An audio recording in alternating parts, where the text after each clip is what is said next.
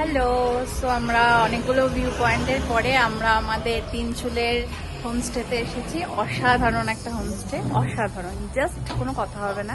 মানে ভিউ এইটা আপনারা দেখতে পাচ্ছেন, পুরো টি গার্ডেনের মধ্যে একদম।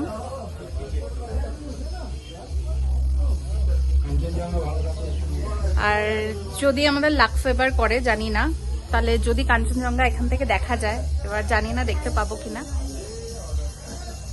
দেখা যাক কি হয়। তো দারুণ একটা রুম ট্যুর শেয়ার করে নিই আপনাদের সাথে।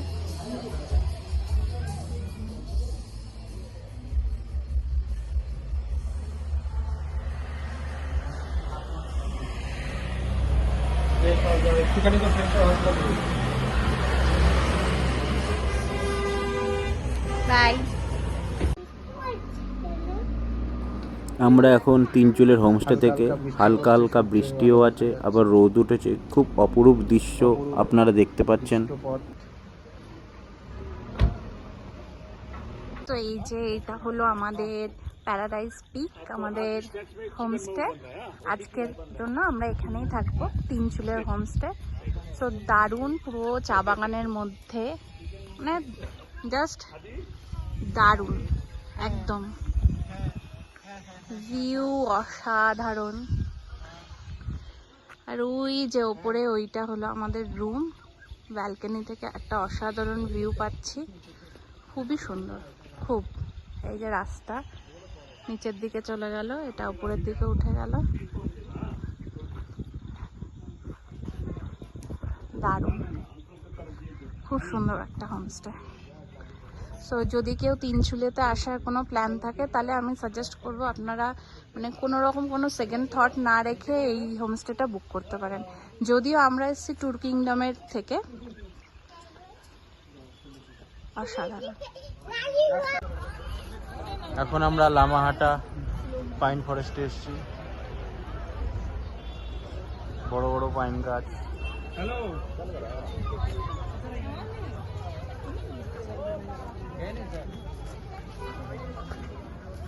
চিকো তাকা একটু। লামাহাটা লেখা আছে, ওই দিক থেকে মেঘ।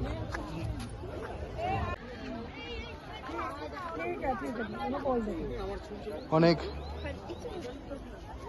পর্যটকরা এসছে এখানে, সবাই উপরে উঠছে পাইন ফরেস্ট দেখতে।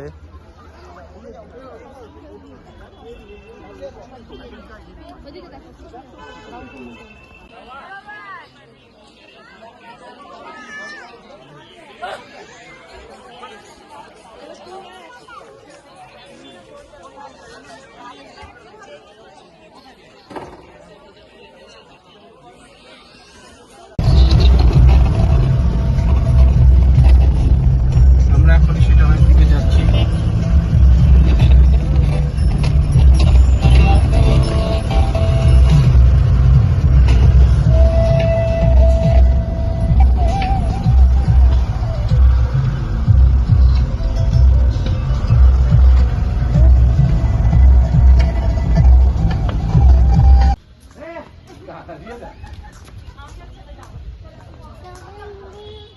আমরা এখন রবীন্দ্র ভবনে, রবীন্দ্রনাথ ঠাকুর এখানে এসেছিলেন।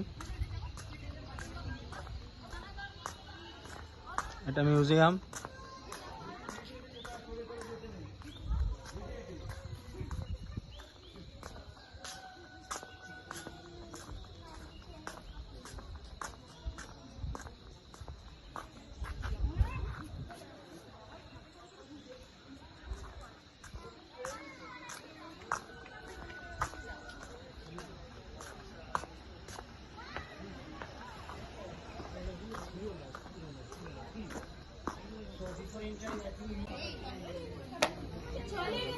স্ট্রিক্টলি প্রহিবিটেড ফটোগ্রাফি, বাইরে থেকে যতটা পারি দেখা।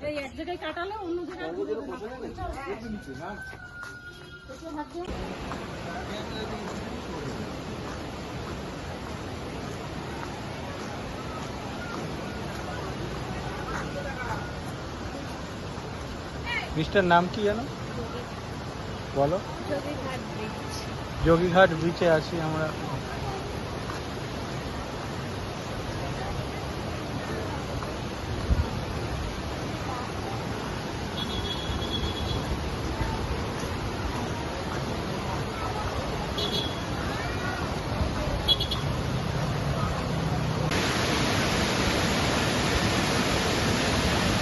জকি ব্রিজের নিচ থেকে নদীর অপূর্ব দৃশ্য আপনারা দেখতে পাচ্ছেন।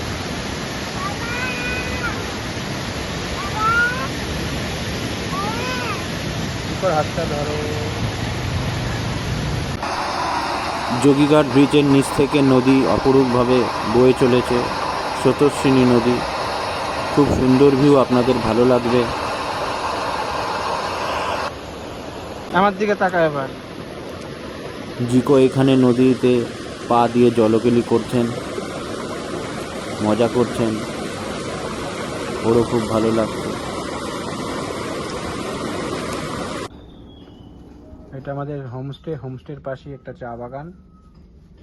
এখানে অনেক হোমস্টে আছে, একদম অফবিট।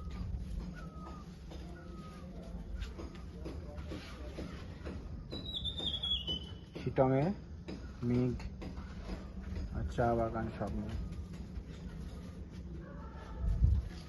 একটা রুম।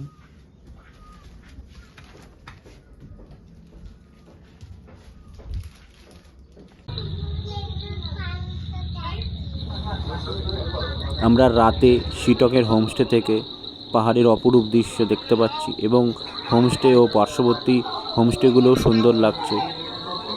দেখুন শিটংয়ের রাতের পরিবেশ, পাহাড়ের আলোগুলোও দেখা যাচ্ছে।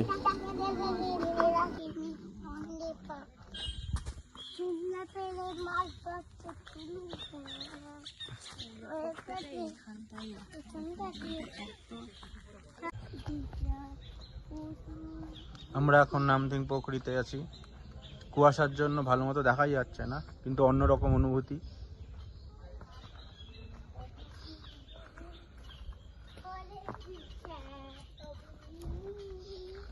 पल के झपकता है आसमां।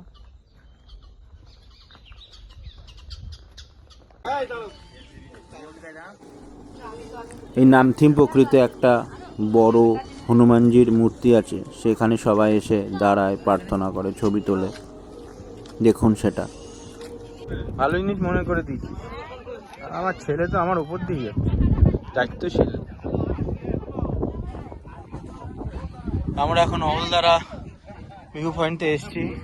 জিকো ললিপপ চুষছে, কিন্তু প্রচণ্ড কুয়াশার জন্য না কাঞ্চনজঙ্ঘা পিক না বাকি না কি ছবি কিছুই তোলা যাবে না।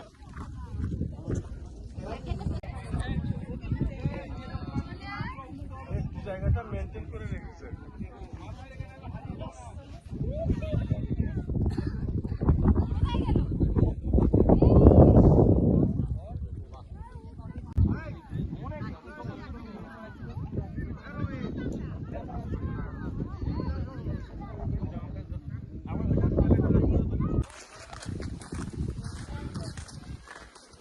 আমরা লেপচা মনস্ট্রিতে, অনেক পুরনো একটা মনস্ট্রি।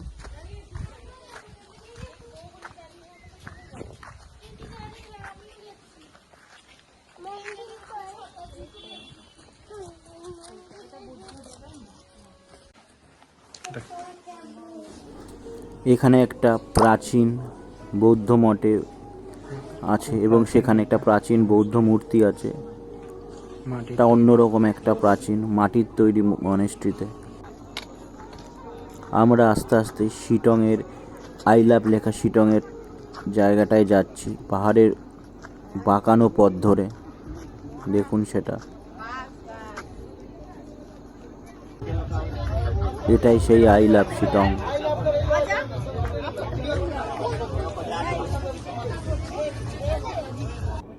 এখন আমরা ক্রমশ বাড়ি ফেরার পথে কার্শিয়াং হয়ে যাচ্ছি।